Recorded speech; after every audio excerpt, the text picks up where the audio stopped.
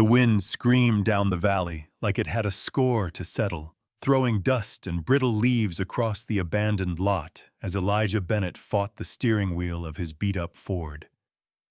The truck fishtailed once caught traction and slid to a stop in front of the sagging barn, the one everyone in Cold Hollow called a lost cause or worse. Lightning crawled behind the Blue Ridge ridges, turning the barn's broken windows into hollow, watching eyes. Eli killed the engine. For a moment he just sat there, breath tight, sweat slick on his palms, despite the cold. He'd signed the deed barely an hour ago. And now, sitting in the dark, with thunder chewing at the horizon, he wondered if he'd made the biggest mistake of his life, or the decision that would finally change everything. A sheet of rain swept across the lot, blurring the barn into a gray smear. Something about that place, its slumped roof, its rotting bones, its stubborn refusal to fall, felt like a warning, or a dare. He couldn't decide which. He pushed open the truck door. The wind nearly ripped it from his hand. Gravel crunched under his boots as he walked closer. And with every step, a strange pressure built in his chest, like the land recognized him. He found himself whispering, barely audible, over the storm. Some places don't forget, they just wait. He didn't know where the words came from. They simply rose up, uninvited, true in a way he couldn't explain. 12 hours earlier, the day had looked different. Instead of angry clouds and a rattling truck, there had been the stale smell of the county courthouse, a flickering fluorescent bulb, and a stack of papers Eli wasn't sure he deserved to sign. The barn and the neglected acre of land it sat on had been seized for unpaid taxes. No one else bid on it. No one wanted it. But Eli had spent years wanting something, anything he could claim as his own. Being the son of migrant workers meant he grew up knowing how to leave places, not how to belong to them.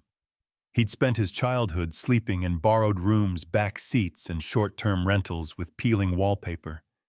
He'd worked tobacco fields, apple orchards, Christmas tree farms, wherever his mother and father could find a day's wage. Cold Hollow never embraced him, even after he stayed when his parents moved on. Folks here weren't cruel, just settled in their ways. Outsiders were tolerated, not welcomed. Eli had made peace with solitude. Or at least he'd learned to wear it like a threadbare coat. But owning land, even a forgotten patch of it, that was something he had dreamed of quietly and relentlessly, something no one could take away. So when the clerk slid the deed toward him, stamped and final, he felt his throat close. Not from fear, from a weight he didn't have the words for. He walked out of the courthouse into air, smelling faintly of rain, clutching the folder as though it might fly away. The sky hung low over the town square, casting everything in a muted silver light. Across the lot, an old man leaning against his Dodge spat into the dirt and called out, "Hope you didn't spend more than $20 on that old Whitaker place. Should have paid you to take it." The others nearby laughed. Not maliciously, Cold Hollow didn't bother with that kind of energy, but with the easy dismissal of people who believed they knew how the story would end. Eli nodded politely and kept walking. He'd learned long ago not to argue with people who had already made up their minds. But as he sat in the truck afterward, staring at the deed, something in him stirred. A quiet, steady tug. Like the land itself was reaching out to him. He didn't know why. Didn't know how to name it. He only knew he had to see the place immediately. Back in the present, thunder cracked so sharply, it felt like the air ripped open. Eli flinched instinctively, throwing a look over his shoulder. No one. Just the storm. And the creeping sense he wasn't supposed to be here, not yet. The barn rose out of the rain, swollen with shadows and memories he couldn't decipher. The boards along the siding had turned the color of old bones. Moss blanketed the stones near the foundation. Kudzu vines curled up the south wall like grasping fingers. The place looked dead. But the longer he stared, the more he sensed something else, something faint, but undeniable. not dead. Sleeping. He reached the doors. One hung crooked, one was barely clinging to its hinge. He placed a hand on the rough wood. It was colder than the wind. Wet, but not from rain, cold like stone, like something untouched by weather. A shiver crawled up his spine. Maybe he should come back tomorrow. In daylight, when the roads weren't turning to mud, and the lightning wasn't stitching the sky apart. When he wasn't standing alone with a structure that felt too aware of him. But the idea of walking away was worse. He pressed his shoulder into the swollen wood. It groaned loudly, too loudly, as if protesting before giving way.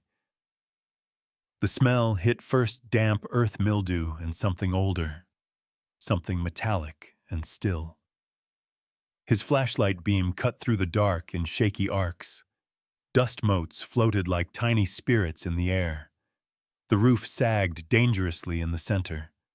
A rusted ladder leaned against a post. Broken crates lay collapsed in piles along the far wall. He stepped inside. The floor creaked under his boots, but not the simple creak of old wood. This was uneven, muffled, like something beneath it responded. He swept the light across warped planks. Some sections were thicker. Some had newer nails, even though the entire barn looked decades abandoned. Strange. The hairs on his arms lifted. He crouched and pressed a palm to the wood. Cold again. Too cold. And beneath the surface. Could that be a hollow space? He leaned closer. A gust of wind slammed the doors behind him. Darkness swallowed half the barn for an instant. Eli staggered back, heart pounding. Then he heard it. A sound that didn't belong to a storm or the shifting barn frame. A soft, metallic rattle, directly beneath him. His mind scrambled for logic. Loose pipes. Old tools, an animal maybe, but the sound was too deliberate, too controlled. He held his breath. Nothing. Silence thick as tar. Then just when he started to think he imagined it, a faint tap echoed under the floorboards. Then another. Eli jolted upright. He wasn't alone. Not completely. Not in the way that mattered. He backed toward the doorway, keeping his flashlight trained on the uneven floor. Something was under there. Something left behind. Something sealed away so long ago that even the storm couldn't drown its presence. His throat tightened. This place waited for someone. He felt that now with chilling clarity. And it had been waiting for him.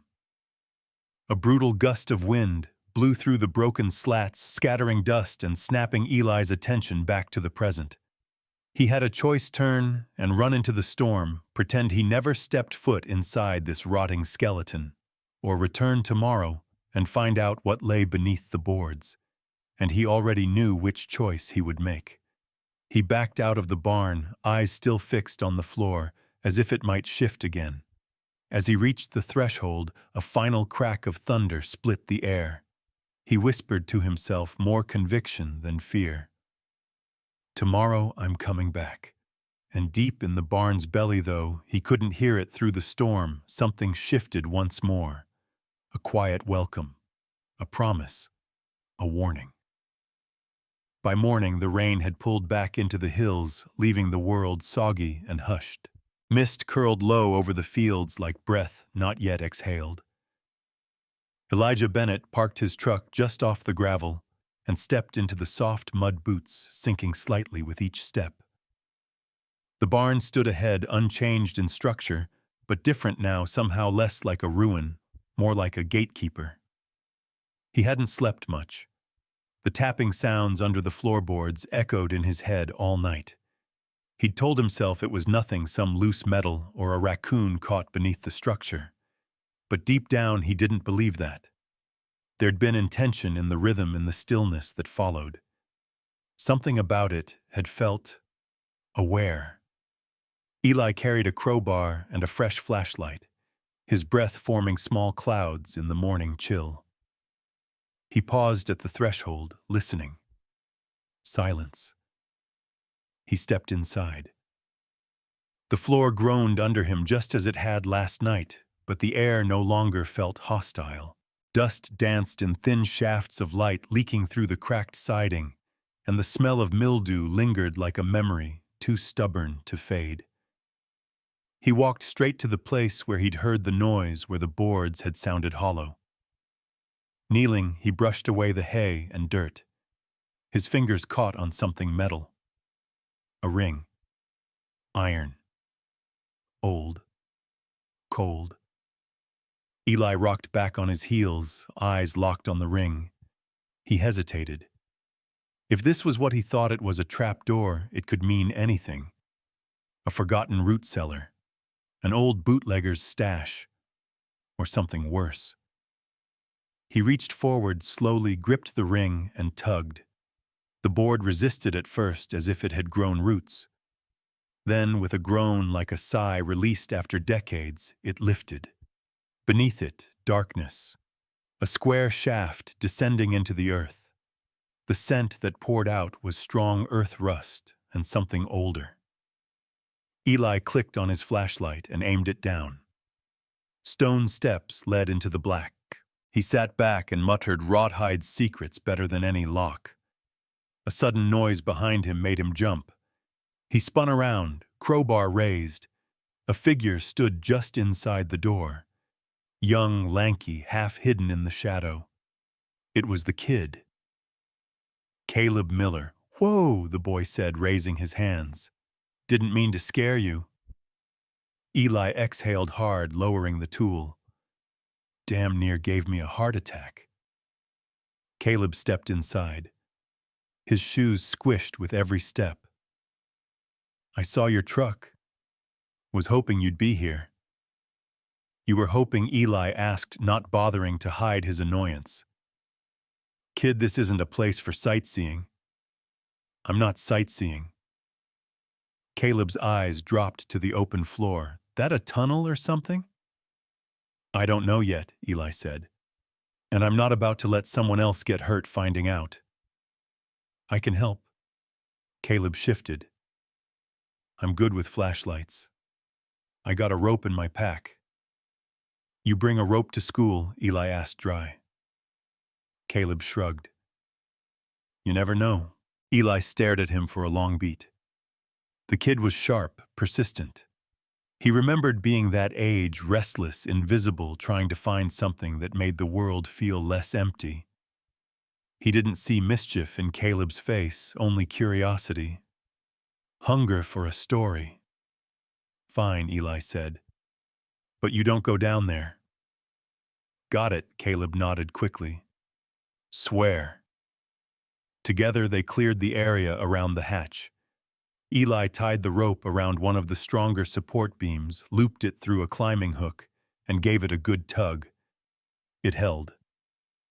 Then, with the flashlight in one hand and the crowbar tucked into his belt, he climbed down. The stone steps were slick, worn smooth by time. The walls were cut into the earth and reinforced by beams and old stone still damp from last night's storm. As he descended, the light from the barn above shrank to a distant square.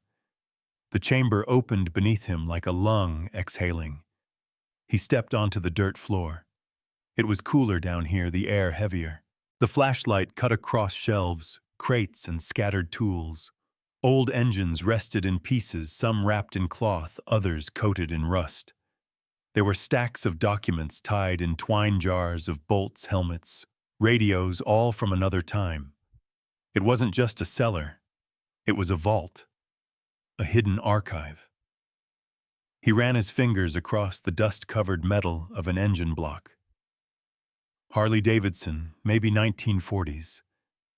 Another crate revealed pistons, wheels, parts labeled in thick black marker. Everything was stored with obsessive care. And then he found it. A wooden chest nailed shut, but cracked along one edge. inside a leather-bound book, damp but intact. Eli opened it carefully. The handwriting was tight and neat at first, then gradually more erratic. Dozens of entries, lists, dates, notes. One line stood out immediately. "If you find this, then I was right to hide it. The world forgets too easily." He swallowed. This wasn't just a hobbyist's stash. It was something more. A warning, a confession. From above, Caleb's voice echoed down. "You okay?" Eli called back. "Yeah. Stay put." He flipped another few pages. There were names of places. Salvage yards, military bases, old dealerships. Some crossed out. Others circled. And one phrase repeated more than once: "History doesn't belong to thieves." A chill traced Eli's spine. This wasn't just about machines. This was about protection, paranoia, maybe even danger. He slipped the journal into his jacket and began gathering what he could carry: a small rust-proof box of labeled tools, a water-damaged photo album wrapped in wax paper. As he climbed back up, the light above seemed sharper, less forgiving. Caleb leaned over the edge. What was down there? Eli hesitated. Then a story. Caleb grinned. "Cool." Eli didn't smile back. "It's not a toy. You tell anyone about this, you're out. Understand?" "Yeah," the boy said, sensing the change in tone. Back in the barn, Eli sealed the hatch again. The iron ring clanked as it settled. He looked around the space. It felt different now, like he wasn't just walking through rot and ruin, but across a page mid-turn. Outside, the wind stirred the treetops. A cloud passed over the sun, and just for a second, the air grew colder again. Something in that cellar had been waiting, something left unfinished. Eli didn't know what came next, but he knew he couldn't turn away now. The next morning brought with it the kind of slow gray dawn that made the mountains feel older than time. The mist hadn't lifted from the ridgelines, and Cold Hollow sat beneath it like a forgotten secret. Elijah Bennett leaned over the hood of his truck in the parking lot of Ruth Ann's garage, fingers trembling slightly around a chipped ceramic coffee cup. His boots were still caked in yesterday's mud. His jacket smelled like the underground earth and rust, and something that didn't quite have a name. In his glove compartment sat the leather-bound journal he'd pulled from the hidden chamber beneath the barn. On the first page, barely legible, was a name: Thomas Whitaker. He hadn't heard that name before, but something about it scratched at the edges of his memory. A bell above the garage door rang as Ruth Ann stepped out, wiping her hands on a rag blackened from years of oil and grit. Her hair was tied back in a gray bun that looked more functional than stylish, and her eyes, sharp and skeptical, flicked toward him, like she already knew why he was there. "You're up early," she said, nodding toward his cup. "That or you didn't sleep." "I didn't sleep." Ruth Ann let the silence hang the way only older folks in mountain towns could, like the weight of words mattered too much to rush. Eli finally reached into the truck, pulled out the journal, and held it out to her. "I found this in the barn, under the floor." She took it carefully, like she was accepting something fragile. Her thumb brushed over the name. When she looked back at him, her face was unreadable. "Where exactly did you find this?" she asked. "There's a cellar. Hidden. Sealed. I don't think anyone's been down there in decades." Ruth Ann didn't answer right away. She turned and walked toward the side of the building, gesturing for him to follow. They stepped around to a shaded corner of the garage, where a bench sat under an old maple tree. She sat first, then opened the book, slowly flipping through pages like someone touching an old wound. Eli sat beside her, restless. "Did you know him?" She nodded once. "A long time ago. Before he shut everyone out. Before he went full ghost." "What happened to him?" Ruth Ann sighed through her nose. "What always happens to people like that? He loved something more than people, more than himself. And it swallowed him." She tapped a page near the back. This handwriting, shaky, scattered. "That's not age. That's fear. Paranoia. You don't write like this unless you think someone's watching." Eli stared at the page. "Do you think someone was?" Ruth Ann didn't answer immediately. She leaned back, staring at the distant hills. Back then, folks whispered.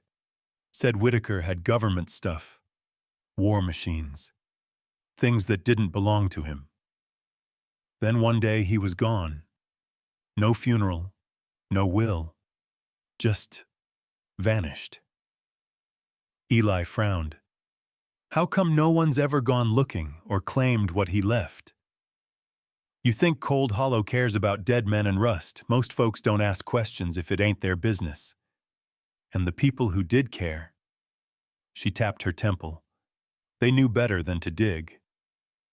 Eli rubbed a hand down his face. "I didn't mean to find it. I had to see what was down there." Ruth Ann shut the book gently. That barn was never just a building. It was a vault, a coffin, a mirror. Depends on who's looking. He felt a chill crawl down his arms despite the morning warmth rising. "Why are you telling me all this?" he asked. "Because you're in it now, whether you like it or not." She looked at him directly, and for the first time her voice dropped low. "The dead don't talk, but their neighbors sure do." Eli blinked. "What does that mean?" "It means people around here remember. And not all memories are friendly. You start poking around Whitaker's legacy, and folks will notice. Some might be curious. Some might want what he left behind. Some might just want to make sure it stays buried." Eli's stomach twisted. "I haven't told anyone else. Just you." "You sure about that?" He was. At least he thought he was. Except... His mind flashed to Caleb. The kid had seen the hatch, had seen him pull the journal. And if a teenager knew, that meant it wasn't safe. Not really. "I need to protect it," Eli said more to himself than to her. Ruth Ann nodded slowly. "Then don't be stupid about it. That place is old, unstable, and now that people know it's yours, they'll wonder what you're doing out there every day." She stood up, dusted off her hands, and headed toward the garage. Before going inside, she stopped and turned back. "If you're gonna keep opening doors, Eli, make damn sure you're ready for what comes through." He spent the rest of the day back at the barn, not clearing debris, not hauling metal, just thinking. Sitting on a crate in the dusty gloom, staring at the floorboards that covered the hidden stairs. The iron ring now looked darker than before, like it had absorbed something from the air. He flipped through the journal again. Names, dates, coordinates, lists of parts. A strange sketch of something mechanical, circular, layered like a watch. And always, always Whitaker's warnings. Keep it safe. Don't trust them. Hide the engine. Hide the engine. Eli frowned. He hadn't seen any complete engine, just parts, unless it was deeper, beneath the shelves, beyond the crates. Somewhere the flashlight hadn't reached. The next entry read like a riddle. "They came at night.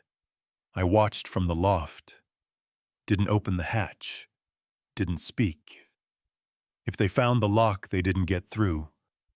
But I think they'll come back. I think they always do." Eli's throat tightened. Was it paranoia or was Whitaker right? He looked up. The barn creaked softly around him. Wind stirred the loose boards. Dust fell in lazy spirals. He stood, walked outside, and scanned the field. Nothing. Just the hush of an aging morning. But something caught his eye at the edge of the property. Small, half-buried in the wet grass, a cigarette butt. Fresh. He walked over, crouched, and picked it up. Still warm. He scanned the trees. Empty. But someone had been here. Watching. His pulse ticked up. The next time he returned, he'd bring a lock for the trapdoor. And maybe something heavier than a crowbar. He turned back toward the barn and saw a figure standing at the door. Caleb. The kid looked pale.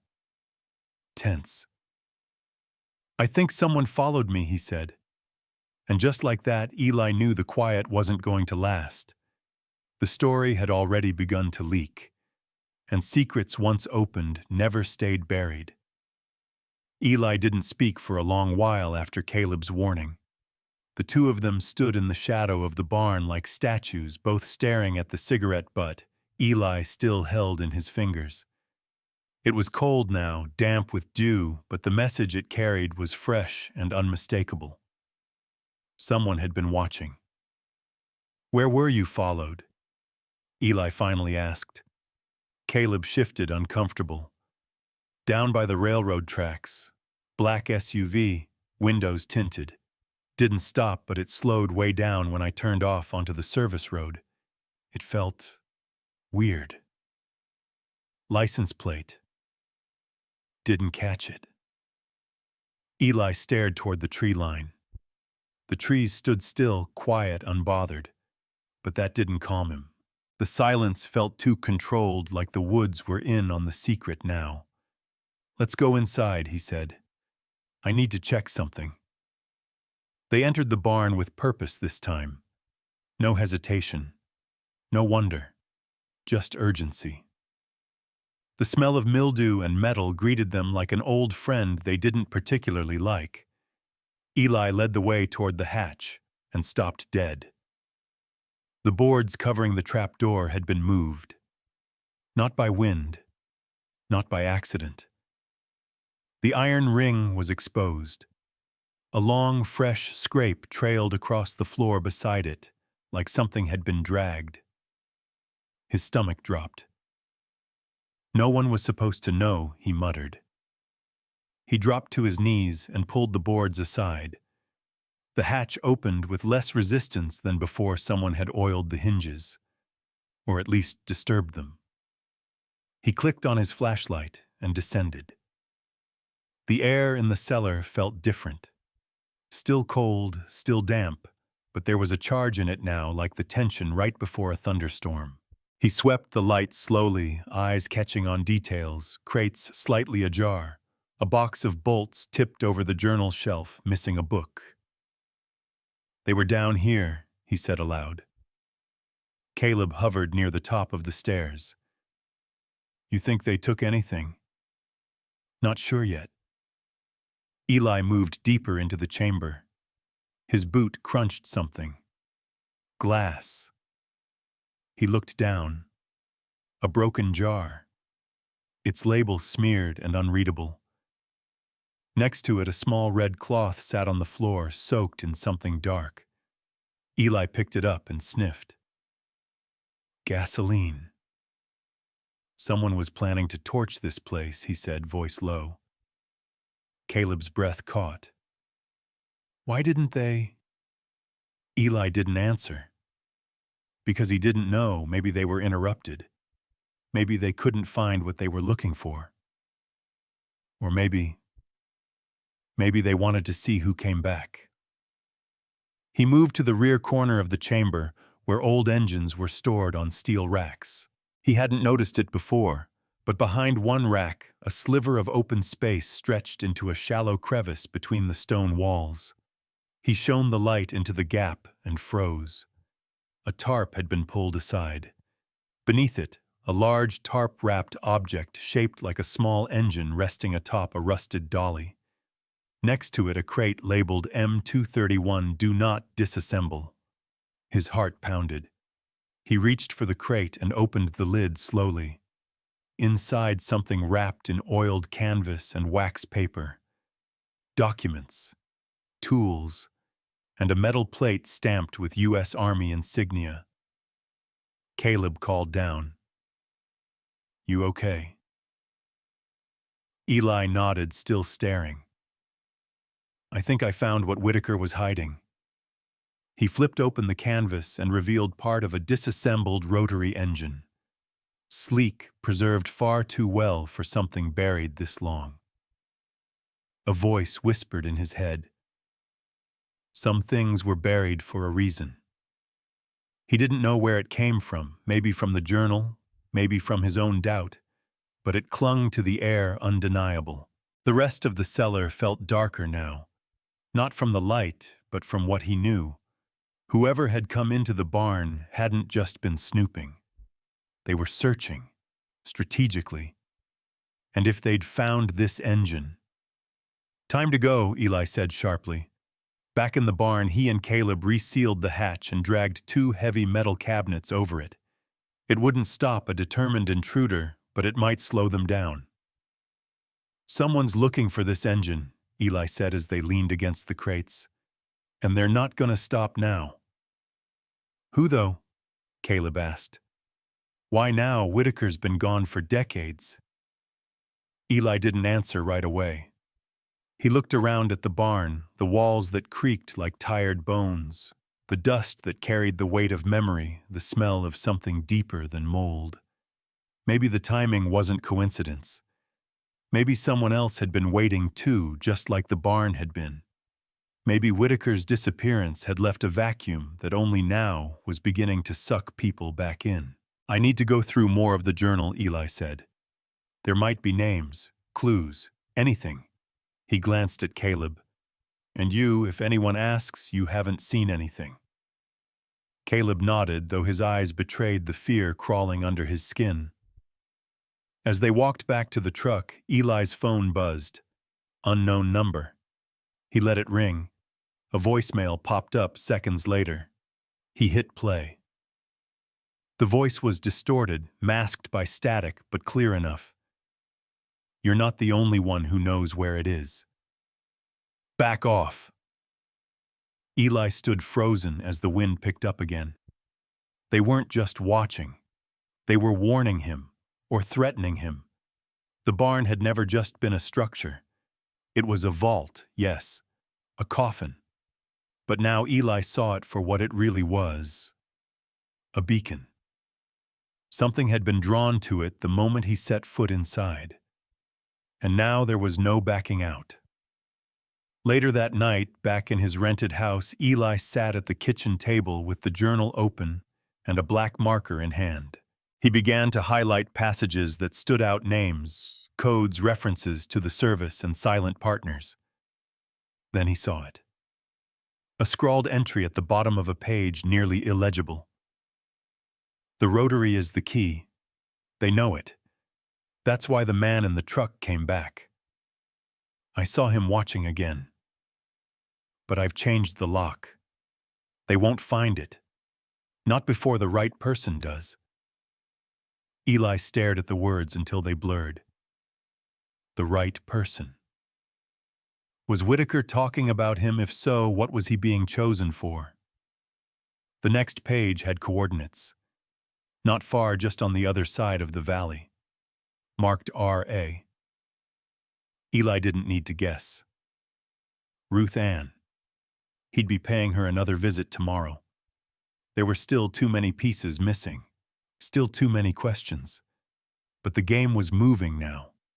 And if he wanted to stay ahead, he had to find out what Ruth wasn't telling him. Because if the engine was truly the key, then the door it opened might be one that should have stayed sealed. Eli didn't knock. He pushed open the side door of Ruth Ann's garage just after 7 the next morning. His boots still damp from the morning dew, the journal gripped tight under one arm. The place was quiet save for the low hum of the heater kicking on and the occasional tick of metal cooling from the night before. It smelled of oil rust and old promises. She was there at her usual spot behind the workbench, bent over a carburetor, with a magnifying visor and a soldering iron. She didn't flinch when he walked in, didn't look up. "You're early," she said. "I found something." Now she looked up, visor pushed to her forehead. From the cellar, he nodded and dropped the journal on the counter between them, flipping it open to the page he'd marked in black ink. The coordinates were clear, scribbled alongside 2 letters. "Oh." Her lips pressed into a thin line. "You knew," he said. "You knew he was hiding more than machines." Ruth Ann didn't reply right away. Instead, she reached into the pocket of her work apron, pulled out a faded cigarette, and lit it with hands that shook just enough for Eli to notice. She took a long drag before finally exhaling. "Yeah," she said. "I knew." Eli waited tense. Ruth blew smoke toward the open window. "Thomas and we weren't just friends. Years back, before the town started whispering we had something. He wasn't always paranoid, you know. When we met, he was hell, he was brilliant. A mechanical mind like I've never seen. Could rebuild a Harley blindfolded. What happened to him, Vietnam happened," she said flatly. "Then Washington. He worked for a contractor that went under the radar. Military salvage, post-conflict asset recovery, all hush-hush. He started bringing home pieces, machines, engines, weapons, even things he said were forgotten by the country that made them." She flicked ash into a rusted coffee can. "I begged him to stop. Told him it wasn't his job to keep the past breathing, but he wouldn't listen. Said the government wanted to bury everything, erase history, so no one could ask questions." Eli pointed to the journal. "He called you R.A. He left coordinates. What's out there?" Her eyes didn't waver. A second vault. One he never finished. "Why?" "Because we fought," she said, voice cracking for the first time. "I told him I was leaving, that I couldn't be part of it anymore. He called me a coward, said I didn't understand legacy." She sighed. "But he was wrong. I understood too damn well." Eli leaned forward. "Then help me finish what he started. Or stop it. Whichever it's supposed to be."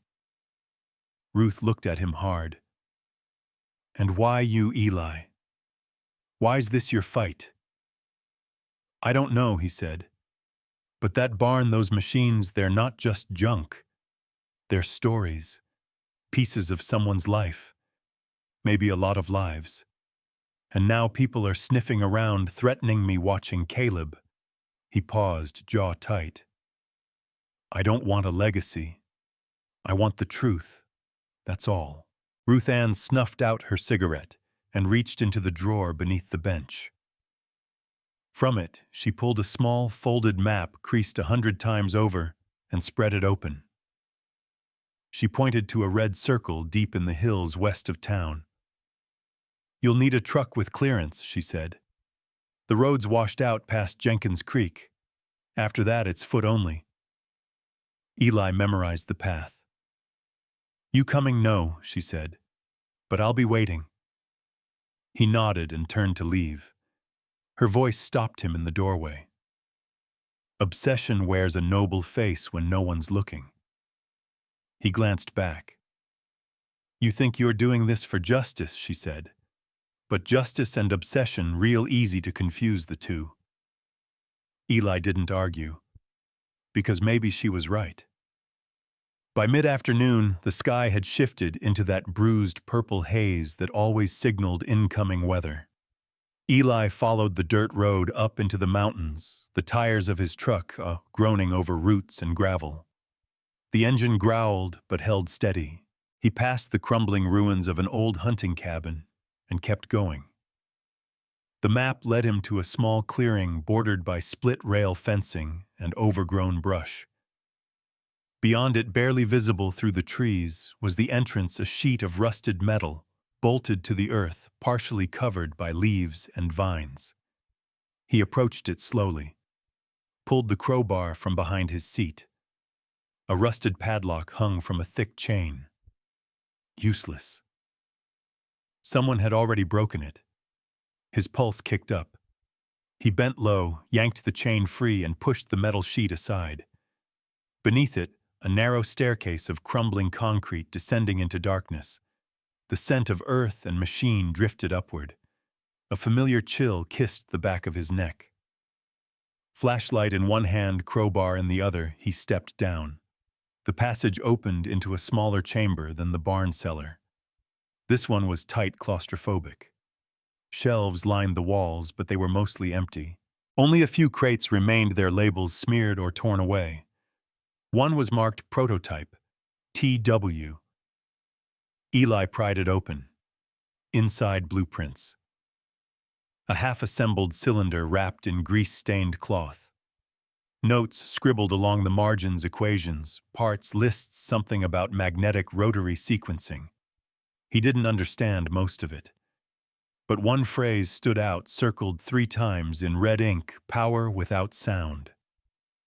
He set the blueprint aside and found a small tape recorder beneath the notes.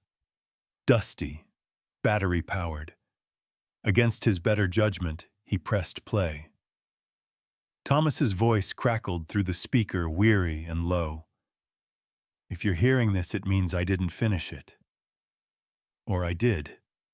And I was wrong. They wanted to use it for silence, covert operations, drones, things I never agreed to. I thought I could keep it hidden. But they're coming. And if you found this, you have to decide, destroy it, or finish it. But either way, don't let them have it." The tape clicked off. Eli sat in silence, heart hammering. He looked around the chamber at the pieces left behind, the desperation etched into every corner. This wasn't legacy. It was fallout. Outside, the wind picked up. The metal sheet over the entrance clanged faintly, like the world reminding him he wasn't alone. He packed the blueprint, the recorder, and the cylinder into a canvas bag and climbed back into the fading day. That night, rain returned to Cold Hollow in scattered bursts, tapping at the windows like a slow, steady question. Eli sat at his kitchen table with the recorder playing again. Caleb sat across from him, wide-eyed. "Do you think it works?" the boy asked. Eli didn't answer right away. "I think someone still wants it. Which means it either works, or it scares the hell out of the wrong people." He looked down at the blueprints again. This wasn't about engines anymore. It was about power. Silence. Control. Obsession dressed up as patriotism. And if Whitaker was right, then what lay buried in that chamber wasn't just history. It was a decision waiting to be made. It started with a knock. Not the hard, demanding kind that screams urgency or threat, but a single calculated tap against the front door. Caleb barely heard it over the sound of the rain, which had returned with a low, moaning persistence, making the window panes shiver. He opened the door to find nothing but a white envelope lying on the top step. No footprints on the wet wood. No shadow slipping back into the street. Just that envelope and the thrum of something wrong vibrating through his chest. He picked it up and went inside, heart ticking faster than it should have. No return address. Just his name printed in bold, uppercase letters, Caleb. He sat at the kitchen table, the lights dim, the air thick with the scent of damp pine and cold metal. He tore the envelope open. Inside were 3 things: a photograph, a torn piece of paper with a handwritten message, a micro SD card taped to the corner of the photo. Caleb stared at the picture, and the breath left his lungs. It was Eli, in the second vault, standing in front of the prototype engine flashlight in one hand, the recorder visible in his other.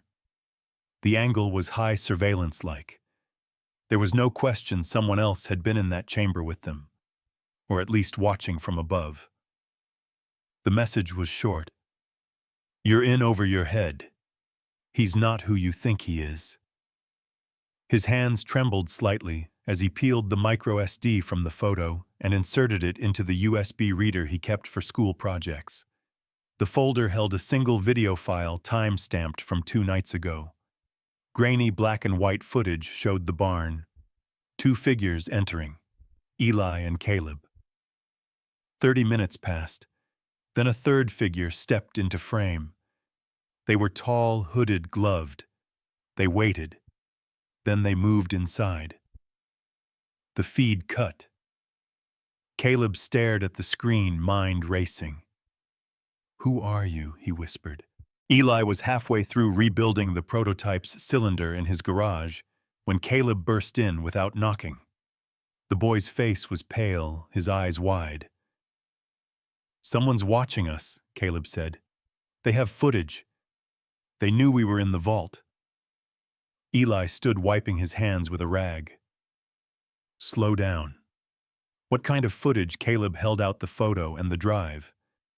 "This was on my porch this morning. They want me to think you're hiding something." Eli studied the photo for a long beat. The angle was perfect. Too perfect. Someone had planted a camera inside the vault before he ever stepped foot in it. He exhaled through his nose. "They've been monitoring the site longer than I have." "But why show me?" Caleb asked. Why now? Eli didn't answer. He turned to the table where the blueprint lay spread open. The phrase Whitaker had underlined stood out again, power without sound. "Because you're easier to shake," Eli said finally. "They want to fracture trust, divide and isolate. Classic strategy." Caleb frowned. "Divide us. You think this is personal?" Eli looked him square in the eye. "If it wasn't before, it is now." He pulled the drive and slid it into his laptop, replaying the video.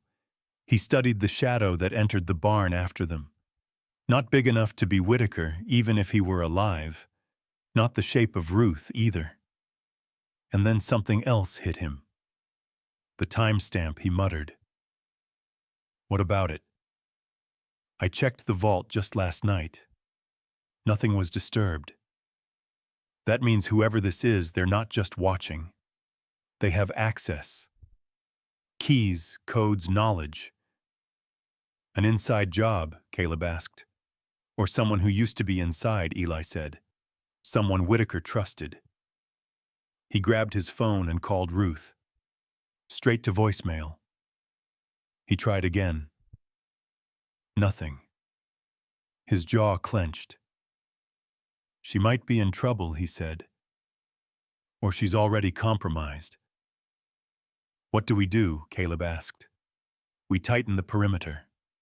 We don't talk to anyone we don't know, and we make damn sure the engine doesn't fall into the wrong hands." Caleb hesitated. "You're sure you trust her?" Eli's voice lowered. "Trust is a loaded gun when you don't know who's pulling the trigger." By sundown, the two of them had resecured the barn, checked the first vault again, and added 2 hidden trail cams on the surrounding trees. Eli also moved the prototype engine into his truck's false floor, an old smuggler's mod. He never thought he'd use again. The barn no longer felt like a place of curiosity. It felt like a trap. Back at Eli's place, Caleb sat by the fireplace scrolling through the camera app on Eli's laptop. A notification pinged. One of the trail cams had triggered. Eli crossed the room fast, eyes narrowing as the feed loaded. The image was blurred by rain, but clear enough to see movement. A vehicle. Same SUV Caleb had seen before. Windows blacked out. It stopped just past the barn's access road. Someone stepped out. Dark jacket, hood up. They didn't go to the barn. They just stood there, watching. Then after nearly 4 minutes of stillness, they returned to the SUV and drove off. Caleb's voice was tight. "Why not go in? Because they knew we'd see them," Eli said. "They want us to know they're watching. It's a move. A warning, more like bait," Eli said. "They're trying to make us paranoid enough to slip." He shut the laptop. "I think it's time we go see the one person who hasn't lied to us yet." "Ruth," no, Eli said. "Frank Doyle." Caleb blinked. The war buddy, the guy in Montana, he and Whitaker served together. If anyone knows what this thing was built for, it's him. You think he's still alive? We're about to find out. That night after Caleb left, Eli sat alone in the garage. He took out the tape recorder from the second vault and played Whitaker's last message again. But this time he caught something he hadn't before. A background sound. Subtle. Not static. A clicking. Morse code. He recorded it onto his phone, slowed it down, and ran it through a decoder. 4 words appeared on the screen: "Do not trust her." Eli's breath caught. He played it again. Same result. His mind reeled. Was Whitaker warning him about Ruth or someone else? Either way, the message was clear. They weren't just unraveling a mystery anymore. They were being tested, and the next move would decide everything. The wind coming off the high plains was sharp enough to bite.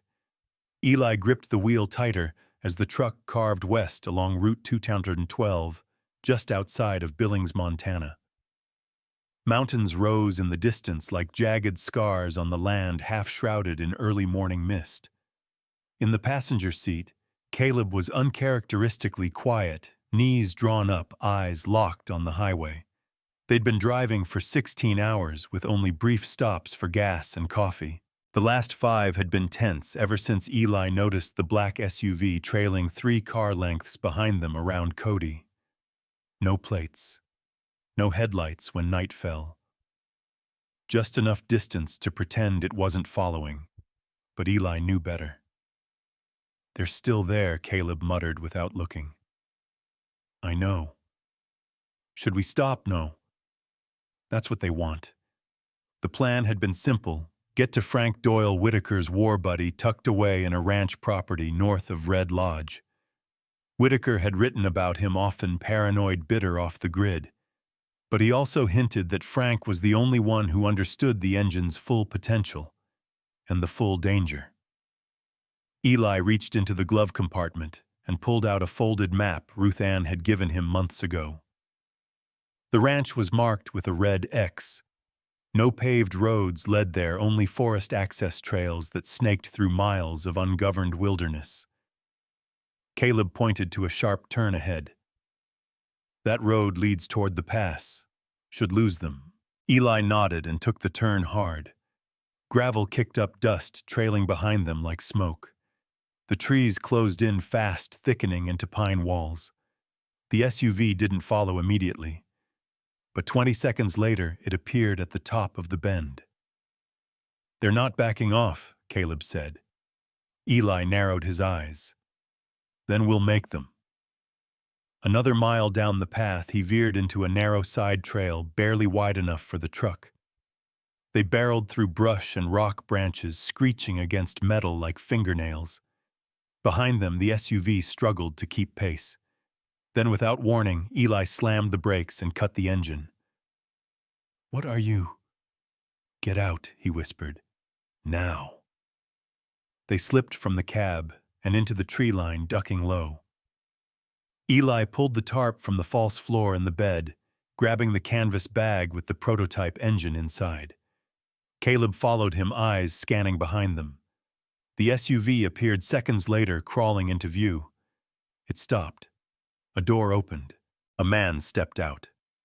Tall, broad-shouldered, military stance. He wore all black, no insignia, no badge. Just calm efficiency in every move. He circled the truck like he was inspecting prey, then reached inside, checking the cabin. A second figure emerged from the passenger side, a woman lean and sharp-eyed. She held something in her hand that gleamed faintly in the dim light. A tracker. "They bugged us," Caleb whispered. Eli clenched his jaw.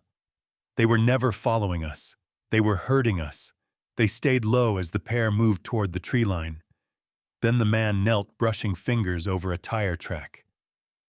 "Smart kid," the woman said, "but not smart enough." The man looked up. Then, almost too casually, he raised a small flare gun and shot it into the sky. A red bloom lit up above the canopy. Eli cursed under his breath. "We're out of time." He motioned for Caleb to move deeper into the woods. They ran, branches tearing at their jackets, boots thudding over wet earth. The engine was heavier than Eli remembered, and every step cost him. They ran until their lungs burned. When they finally stopped, they were at the edge of a shallow ravine. Below, a narrow stream ran between rocks and moss-covered logs. Eli dropped the bag and leaned on a fallen tree. "We can't keep outrunning them," Caleb said. "They're too coordinated." "I know." Caleb looked at the bag. "You ever think about just giving it up?" Handing it over, Eli met his eyes, dead serious. "This isn't just a machine. It's a question someone wants to answer with bullets." Caleb swallowed hard. "I didn't sign up for a war, Eli." "No one did," he said. "But it's coming anyway." From up the ridge, voices echoed. They were being flanked. Eli looked around quickly, spotting a narrow animal path that dropped down into the ravine. "Follow me." They slid down the slope, using branches for support. Mud clung to their boots. Rocks shifted underfoot. At the bottom, they crossed the stream and climbed the opposite side. Eli knew if they could get 2 more miles west, they'd hit the edge of Frank Doyle's property. If Doyle was still alive, and if he wasn't part of whatever this was, they had a chance. The hike was brutal. No trails, no guideposts, just instinct and desperation. By the time they reached the fence line, a tall, rusting barrier topped with loops of barbed wire, Caleb was limping, and Eli's arms were screaming from carrying the weight. "Think this is it?" Caleb asked. Eli nodded. "Only one way to know." He pulled out his multi-tool and began cutting through the lower wire. Just as he pushed the last strand aside, a voice barked from above. "Hands where I can see 'em." They froze. Atop a rise stood a man with a scoped rifle. He wore a heavy coat, weather-beaten and patched. A thick gray beard covered most of his face, and his stance was firm but not reckless. Eli raised his hands. "We're looking for Frank Doyle." Silence. Then the man lowered the rifle. "Then you're either real lost," he said, "or real damn brave." He motioned them forward. "I'm Frank." Inside Doyle's cabin, everything smelled like tobacco, gun oil, and cedar. Maps covered one wall. Old military photos hung beside them, framed in dust. A cast-iron stove hissed in the corner, and Eli's fingers finally began to thaw. Frank watched them from across the table, a cigarette smoldering between his fingers. "You got something of Tom's, don't you?" Eli nodded and placed the engine prototype on the table. Frank's eyes flickered. Not surprise, but recognition. Maybe even grief. "He finished it?" he asked. "No," Eli said, "but someone else wants to." Frank stubbed out the cigarette. "Well then," he said, "you better start talking, because you've brought hell to my doorstep." Frank Doyle stared at the prototype engine like it was a ghost. The cabin was silent, except for the ticking of the wood stove and the low hum of wind scraping the windows. He reached out and ran his fingers across the metal casing, eyes narrowed, breath shallow. "I never thought I'd see this thing again," he muttered. Eli and Caleb exchanged a glance. Frank didn't sit. He paced, circling the table like the engine might come to life if he looked away. Back in '74, he began, Whitaker and I were pulled into a joint Pentagon-DARPA operation called Project Osprey. Objective was simple, on paper, create a stealth-capable rotary engine, silent, efficient, deployable in compact drones. But the tech was decades ahead of its time. Could run clean, soundless. Operated off modified magnetic compression. Ghost movement. Caleb blinked. You're saying it worked? Oh, it worked, Frank said bitterly. Too well. He pulled a flask from his coat, took a long swig, then sat down heavily. They did the first live test overseas. Small drone carried a payload into a restricted zone. No engine noise. No radar ping. Didn't show up on thermal either. And when it came back, it was like it had never existed. The brass was ecstatic. Called it a weapon of absence. Eli frowned. That sounds more like a threat than an achievement. Frank pointed at him. Exactly. Tom saw it the same way. But the Pentagon. They started talking deployment. Recon in civilian zones. Assassinations without accountability. He pulled the plug. Stole the schematics. Ran. Just like that, no. Not just like that, Frank said. He burned bridges. Faked his mental breakdown. Went ghost. But he left a message for me. Said if the world ever came asking again, I was to make sure it never resurfaced. Caleb leaned forward. Then why didn't you destroy it? Frank looked away. Because I was a coward. He stood crossing the room to a locked filing cabinet. He pulled a ring of keys, attends, from around his neck and opened the drawer. Inside, he retrieved a thick, leather-bound folder marked Osprey Echo Files. He dropped it on the table. These are the names of everyone who was part of that project. Some dead. Some disappeared. But a few still in the game. Eli flipped the folder open. Inside were dossiers, photographs, and technical diagrams, some identical to the ones in Whitaker's journal. One stood out. Dr. Miriam Greaves, Project Director. Status deceased. But someone had scratched a note beside it. Confirmed sighting. Belgrade, 2008. She's the reason Whitaker ran, Frank said. She wanted to militarize the tech. Disappear people without fingerprints. I watched her pitch it in a closed-door meeting once, said it'd reshape foreign policy with surgical silence. He lit a cigarette with trembling fingers.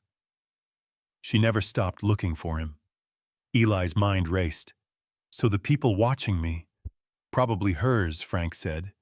Private contractors, deep black ops. She never played by rules.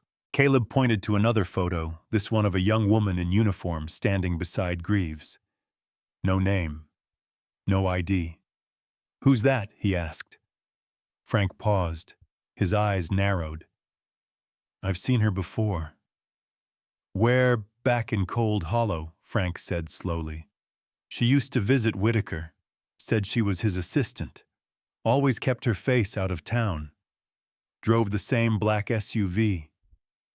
Eli felt the pieces slot together. She wasn't following them. She was circling back. Why now, he asked. Why come after it after all these years? Frank looked grim because someone gave them a reason to believe it still existed. Eli froze. He looked at Caleb. The envelope. The photo, the tracker. It wasn't just surveillance, Eli said quietly. It was a signal. Frank raised an eyebrow. From who the silence that followed was cold and long. Eli's voice came low and steady. Someone on the inside wants this engine to be found. Not stopped. He didn't want to say it, but the truth was circling him like a slow-burning fuse. Maybe it wasn't Ruth. Maybe it wasn't Greaves. Maybe it was both. Frank rubbed his face. If that's true, you've got two options: disappear or make this public. Eli clenched his fists. Making it public won't stop them. It'll make it worse. We turn it over to the press, it'll vanish. Get spun discredited or buried.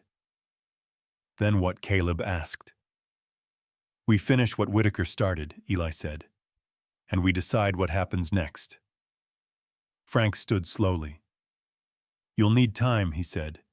Supplies. A place to work. I need isolation, Eli said.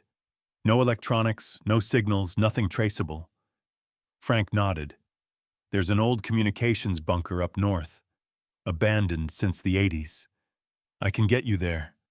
But if you go, there's no cell towers, no way out except by foot or snowcat. You go dark. Eli glanced at Caleb. The boy met his gaze, nervous but solid. I'm in, Caleb said. Frank smirked. Dumb kid. Good heart. He turned to Eli. You'll leave tomorrow. Tonight you rest. Because once you go in, there's no pulling back. Eli nodded. As the wind howled against the walls and the stove crackled low, he stared at the prototype on the table. The silence it promised wasn't peace. It was power disguised as absence. And in the wrong hands, that silence could echo forever. Later that night, Eli lay awake on the cot Frank had set up in the den. Caleb was asleep across the room, snoring softly. But Eli couldn't rest. He stared at the ceiling, heart still heavy with the same unanswered question: who had sent the tracker? His phone, still powered down and wrapped in foil to block any trace, sat beside him.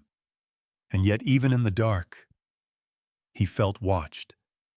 The snow came faster the higher they climbed. Frank's old snowcat crawled through the last half-mile like a wounded animal, gears grinding treads, kicking up powder that hadn't been disturbed in years. The forest thinned, giving way to sharp rock faces and brittle trees bent from decades of wind. And then, just beyond a clearing of frost-bitten pines, the bunker came into view. Half buried in the side of a hill, its concrete face was cracked and stained by time, like something exhaled from the Cold War and forgotten by history. Steel doors rusted at the seams, its keypad long dead. The surrounding silence was complete, too complete. No birds, no wind, just stillness. Frank pulled the brake and killed the engine. This is where I get off, he said. Eli and Caleb stepped down from the cab boots, crunching over snow and ice. You sure this place is still safe? Caleb asked, eyeing the bunker like it might blink. Frank shrugged. It was never safe. But it was built to disappear. That's what you need right now. Eli turned toward him. What if we need help? Frank handed him a folded map and an old emergency radio. You won't get a signal up here, but if anything goes sideways, fire 3 shots into the air. I'll hear it. He turned back toward the snowcat, but paused. One more thing, Frank said. That engine of yours, whatever you decide to do with it, just remember, not every ghost stays buried. Some claw their way out when you get too close to the truth. He didn't wait for a reply. Within minutes, the snowcat rumbled away, swallowed by the white horizon. Eli exhaled slowly, then looked at Caleb. Let's get inside. It took 10 minutes to pry the doors open. The hinges screamed like something wounded, but the concrete vestibule beyond remained intact. Inside was darkness, cold and deep. Their flashlights cut narrow tunnels through it, revealing narrow halls, steel lockers, old filing cabinets covered in mildew and dust. They moved slowly past faded military signs and collapsed ceiling panels until they reached the control room. The space opened into a dome-like chamber filled with dead terminals and a wall of old CRT monitors. In the center sat a circular workbench with power junctions beneath. This had once been a nerve center, a hub of communication coordination secrecy. Now it felt like a mausoleum. Eli set the prototype engine on the table. The low thud it made echoed far too long. Caleb dropped his pack and looked around. "This place gives me the creeps." "It's perfect," Eli said. "No noise, no signals, no eyes." He flicked the switch on his field generator, and the small inverter he'd modified whirred to life. One light flickered, another followed. The workbench hummed. Caleb sat beside him. "Where do we start?" Eli unrolled the blueprints. "We reassemble the core wire, the compression coils, and simulate a startup sequence. But we don't power it fully until we've isolated the failsafes." "What if it doesn't have failsafes?" Eli didn't look up. "Then we build some." Hours passed in silence. The bunker seemed to swallow time. With each bolt turned and wire connected, the machine came closer to something real, something alive. And Eli felt it growing inside him too, that uneasy thrill of creation, the edge of danger dressed as progress. By nightfall, the prototype's chassis was complete. The power cell was still offline, but the magneto housing and rotary coil were intact. Caleb leaned back, rubbing his eyes. "Feels like we're building a bomb." "We're not." "You sure?" Eli looked at the machine. "No." That night they took turns sleeping. Eli stayed up writing notes in Whitaker's journal, reviewing every inch of the engine, checking for sabotage, instability, missing pieces. Just past 3 a.m., something shifted. The light flickered, then died. Eli stood instantly, flashlight beam cutting through the dark. "Caleb," he called out. No answer. He crossed the hall toward the sleeping quarters. The cot was empty. Caleb's flashlight was gone. A spike of cold hit Eli's chest. He moved fast, sweeping the halls, checking every room. The echo of his boots was the only sound. Then he saw it on the floor near the old server rack. A set of footprints. Fresh. Barely pressed into the layer of dust. Not Caleb's. They led deeper into the bunker. He followed them. Through a rusted security door that had been forced open. Into a room he hadn't explored yet. It was circular, lined with old tapes, documents, magnetic reels. In the center sat a tall locker. The door hung open. Inside, someone had built something. Wires, antennas, a field transmitter. It had power. Eli stared in horror. Someone had been using the bunker. And he wasn't alone. Footsteps behind him. He turned. Caleb stood in the doorway, eyes wide. "Eli, there's a transmitter in the east wall. I found it patched into the generator." "I know," Eli said. "Someone's been here. Maybe still is." Just then the lights came back on, flickering violently.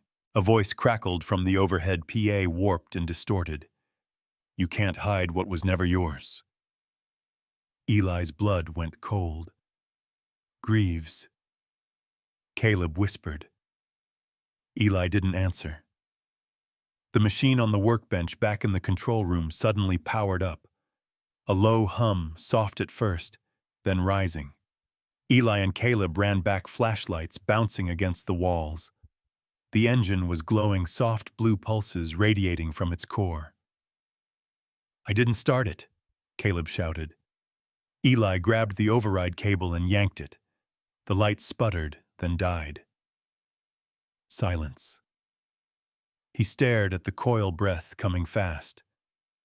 How the hell? Caleb stepped forward and picked something up off the bench. A USB stick, labeled in thick red marker. Final config, MG. "She's been here," Caleb said. Eli's hands trembled. He looked around the room like it might swallow him whole. "She's not just watching us," he said. "She's testing us." Testing what? Eli stared at the engine. If we'll finish what she started, or try to stop it. He sank into the chair, heart pounding. Every time he thought he was ahead of this thing, someone else moved first. And now the bunker wasn't just a safe place. It was a trap. Snow fell in heavy silence outside the bunker, a thick curtain that erased sound direction, even time. Inside, the air buzzed with low tension as Eli stared at the USB drive clutched in his hand. The red label still burned in his mind. Final config, MG.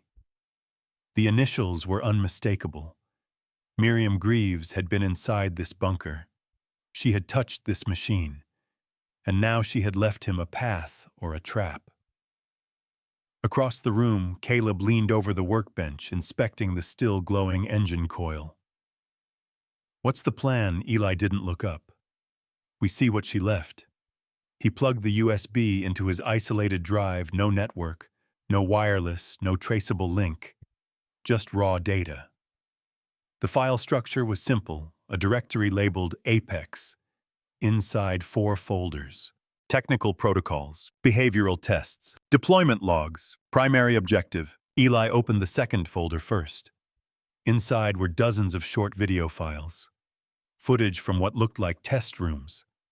Subjects seated in bare chambers, headphones on, exposed to low-frequency emissions. In each video, the results escalated: twitching, confusion, nosebleeds, violent behavior. He muted the volume but kept watching. These aren't propulsion tests, he muttered. Caleb moved closer. What are they? Eli opened the log file attached to the final entry test number 218, audio cognitive disruption achieved. Subject's language processing collapsed in under 90 seconds. Non-lethal control viable for urban conflict scenarios. Begin Phase 3 testing for silence induction in mixed civilian zones. Caleb stepped back. They were trying to weaponize. Silence, Eli nodded slowly. Not just to move without sound, to use it as an attack. He opened the primary objective folder. There was only one file. A short text document. Project Apex will replace conventional crowd suppression with frequency-based psychological disengagement. Targets will not hear, speak, or coordinate. Tactical advantage: full behavioral shutdown without visible force. Engine will act as emitter in mobile and fixed platforms. Final test sites proposed: Kiev, Bogota, Portland. Eli sat back, breath shallow. This was never about the engine flying, he said. It was about shutting people down, controlling them without them even knowing it. Caleb's face was pale. You think Whitaker knew? He figured it out. That's why he ran. That's why he hid it. But why leave the vault open? Why lead you back here? Eli looked over at the prototype. Because he wanted someone to finish it the right way, or destroy it for good. A sudden click echoed through the hallway. Both men turned. Eli drew the old revolver Frank had given him, motioning for Caleb to stay low. He moved to the corridor, every nerve firing. Another click. A footstep. He raised the gun. Then a voice, familiar, low, ragged. I should have known you'd make it this far. Eli froze. He stepped forward, and there she was. Ruth Ann. Hair soaked from the snow clothes, torn blood on her left sleeve. She held her hands up, barely standing. Eli lowered the gun, but only slightly. How the hell did you find us? When I followed Greaves. Caleb joined him in the hall, stunned. You're with her, no. Ruth snapped. I was tracking her before you even found that barn. I worked with Whitaker to keep it hidden. Eli stared hard. You fed me his notes. You led me to the vaults. I had to, she said. He left a trail only you would recognize. He knew I couldn't finish it. But you... She swayed. Eli caught her before she collapsed. Later, with her arm cleaned and bandaged, Ruth sat on the floor beside the stove. Her eyes were hollow, voice rough. She has people embedded in the DoD private tech firms, even international ops. She doesn't care about governments. She wants control. You knew she was alive, Eli said. I didn't know how close she'd gotten to you until I saw the footage. What footage? Ruth hesitated, then pulled a small drive from a pouch on her belt. She plugged it into the terminal. Up came black and white surveillance video from 3 days earlier. The interior of the bunker. Eli and Caleb working. A shadow at the doorway. She's already been inside, Ruth said. She's testing your reactions, your progress, your loyalty. Caleb shivered. Why not just kill us? Ruth met his gaze. Because she wants you to build it so she can take it clean. Eli felt the cold deepen in his chest. She's manipulating the whole thing. Ruth nodded. And she won't wait much longer. I intercepted a transmission this morning. She's sending a team. Extraction at dawn. How far out? Maybe 10 hours. Eli stood. If she wants it that bad, it means we're close. We finished the engine, but not for her. Ruth looked up. You think you can counter it? Eli nodded. Not just counter. Hijack it. Recode the frequency. Make it useless to her and anyone else. Caleb stepped forward. But what if it doesn't work? Eli looked between them. It's not supposed to work, he said. It's supposed to end. They returned to the bench. Caleb set up the feedback dampeners. Ruth reinforced the bunker doors, setting tripwires and flares at every entrance. Eli rewrote the emission script. Not for control, but for destruction. The next time the engine fired, it would overload every frequency node. Fry the circuits. Collapse the framework. A single use. A kill switch.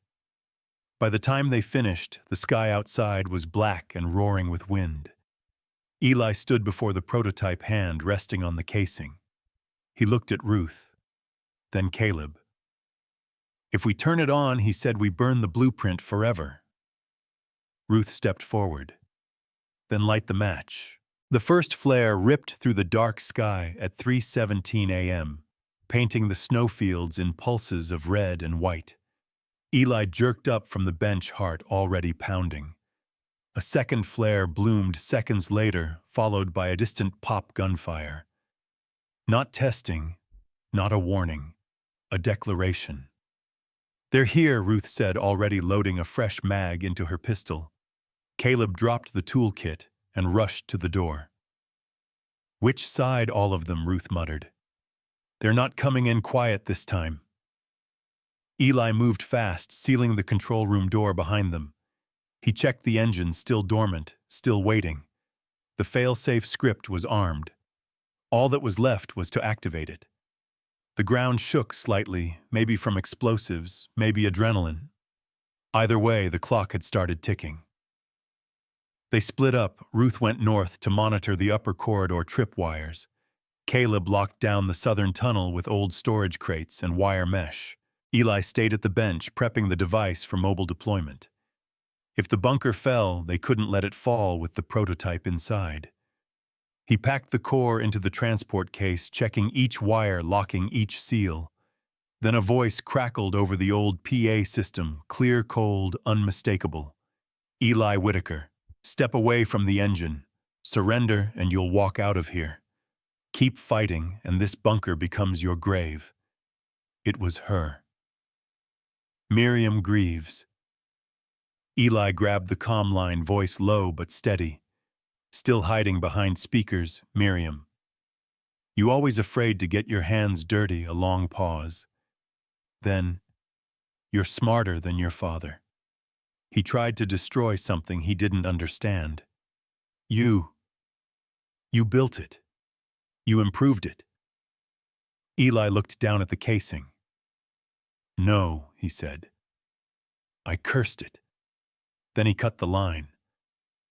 Footsteps echoed beyond the steel walls. The perimeter was collapsing. Ruth returned first, breathing hard blood on her sleeve.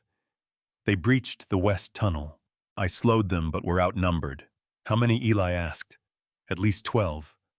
Tacticals, headsets, trained. They want the prototype intact, he said. They won't bomb it. Yet. Eli turned to Caleb. You still remember the exit tunnel, the one under the east stairwell? Yeah. Go. Now. Take the core and get out. If you make it past the ridge, activate the detonation sequence. Caleb looked stunned. I'm not leaving you. Eli grabbed his shoulders. This isn't about me. It's about making sure no one ever uses this thing. You said it yourself, this engine ends conversations, ends truth, ends people. Caleb clenched his jaw. What about Ruth? I'll cover the control room. She'll meet you at the tree line. Ruth didn't argue. She handed Caleb her sidearm. You see, Greaves, you don't talk. You shoot. Caleb hesitated, then took the case, slinging it over his shoulder. He vanished into the tunnel. Then came the breach. A sharp mechanical charge cracked against the main hallway doors. The frame buckled. Then again. Steel screeched. The hinges tore. A flood of black-clad operators surged forward. Eli ducked, firing 2 shots toward the lead. Ruth swept left, dropping another. They moved like liquid-trained, efficient, no hesitation. Return fire peppered the walls. A round grazed Eli's shoulder. He bit down hard, kept shooting. One by one, the tripwires went off, flashes of light and deafening pops. Chaos, screams, but they kept coming. Ruth shouted over the gunfire, "Fall back, now." Eli turned and ran, blood trailing behind him. They burst into the lower corridor and sealed the final bulkhead. Behind it, fists slammed, then silence. Only the thrum of the prototype remained, its faint pulse echoing in the dim lights. Eli slumped against the wall, breathing ragged. We're out of time. Ruth knelt beside him. Then we make it count. He looked at her eyes, sharp. You still have the trigger. She nodded and pulled out a small receiver with a red button. The signal needs to be close, she said. 10 meters at most. Eli nodded. That's why I need you to go. No chance in hell. You're the only one who knows how to reach Frank. If I don't make it, someone has to finish this. She stared at him for a long second, then kissed his forehead. You're just like him, she whispered. Eli smiled faintly. Hope that's a compliment. Then he stood wincing as pain tore through his side.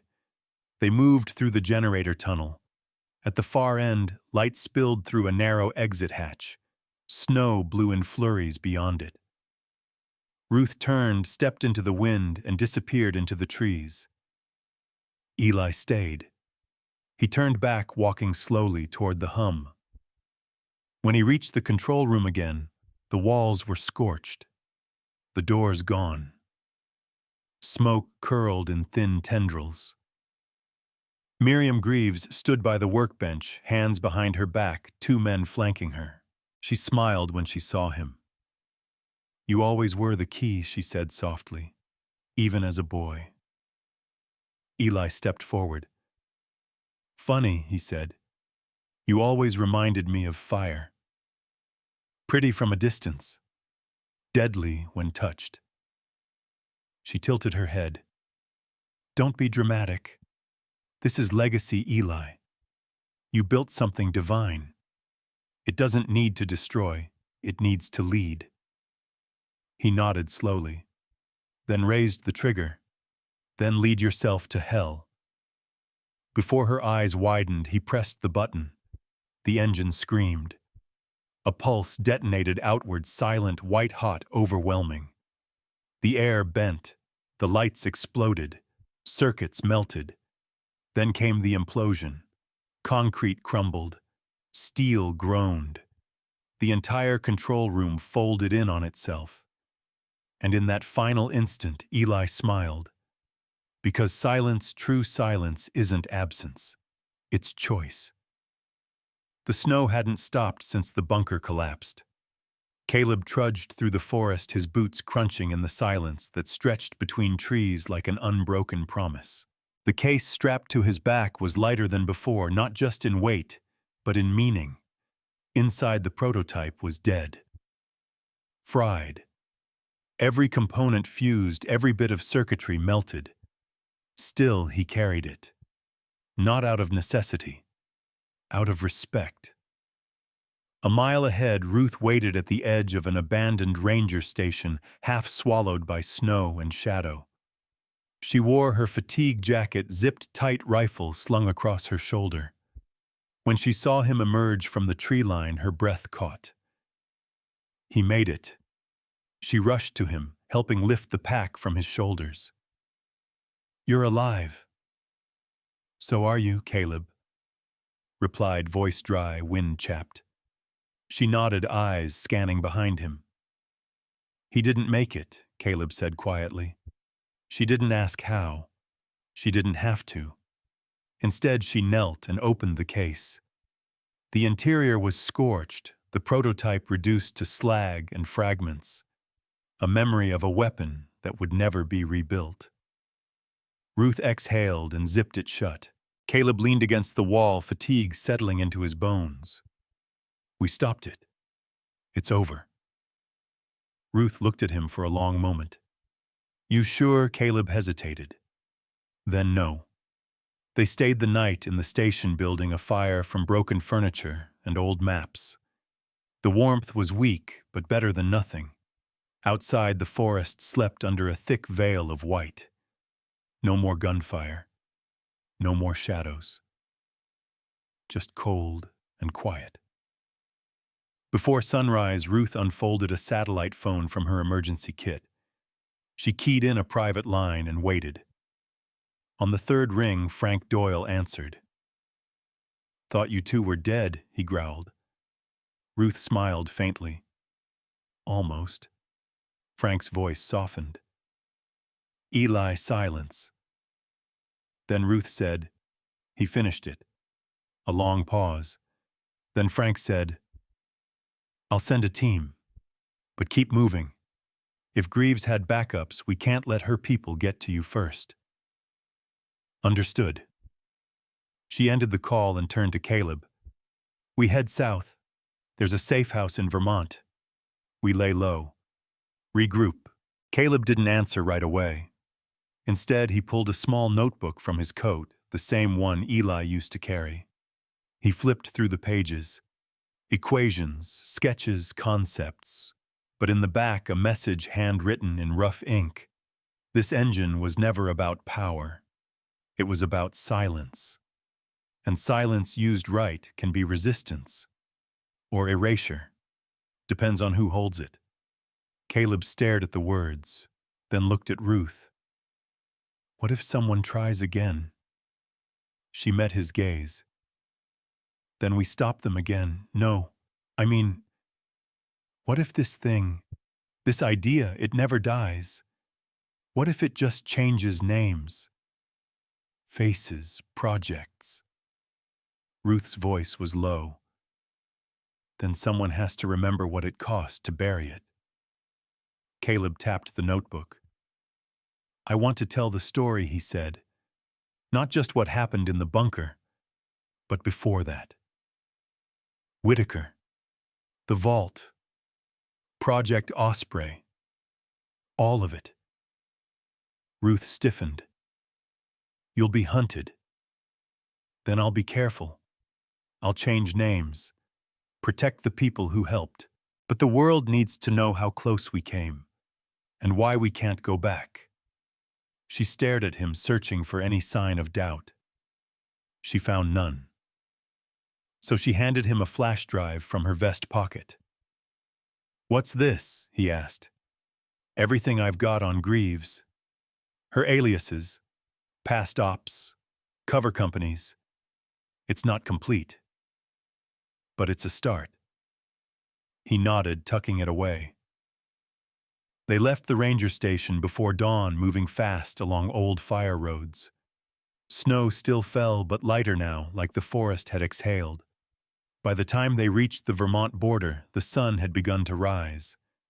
Gold light cracked through the trees, catching ice and bark, turning the forest into a cathedral of light and shadow. Caleb paused at the edge of a frozen stream. Ruth stopped beside him. "You okay?" He nodded, then pointed to the horizon. "I think he'd want us to keep going." She looked where he pointed. A hawk soared overhead, its cry echoing through the trees. "Yeah," she said. He would. 6 months later. The world had moved on. The news cycle spun with new crises, new distractions. No one mentioned the cold, hollow explosion. No headlines spoke of missing scientists or burned-out research facilities. It was as if it had never happened. But in a small, print-run journal buried in the back of a bookstore in D.C., a collection of essays titled The Silence Engine appeared under the pseudonym Che Han W. It told a fractured story. Names were changed, dates obscured. But it struck a nerve. Whispers began in forums. Podcasts picked it up. Activists started calling it the Soundless War. A new generation of engineers, journalists, and whistleblowers started asking old questions. One by one, classified projects got a second look. Some were shut down. Others just went deeper underground. And through it all, a single quote from the final chapter of the book went viral: "Silence is not the absence of noise. It's the erasure of choice. And the day we stop questioning the quiet is the day we let someone else decide what we're allowed to hear." No one knew who wrote it. But some guessed. And those who knew better, they stayed silent. Not out of fear, but out of respect. Because some ghosts don't haunt. They protect. And Eli Whitaker had become one of them. That fall, a package arrived at Frank Doyle's cabin. No return address. Inside, a photograph of the prototype in pieces. A USB labeled "Redacted Memories." And a note: "Not all stories need heroes. Just people who refuse to stay quiet." Frank smiled, then lit a match, and let it all burn. Because the world might forget the bunker, but it would never forget what silence nearly became. And in the end, the real legacy wasn't the machine. It was the choice to destroy it. To choose truth. To choose noise. To choose life.